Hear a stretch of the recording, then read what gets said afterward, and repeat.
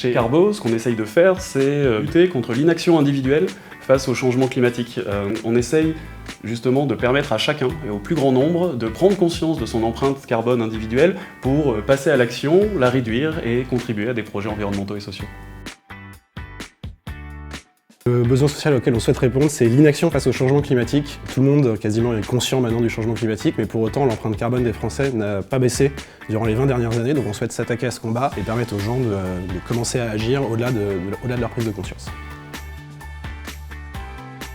Pour nous, il y en a 3. Le premier, c'est la prise de conscience, donc le nombre de personnes qui prennent conscience de ce que c'est l'empreinte carbone, qu'est-ce que ça représente, etc.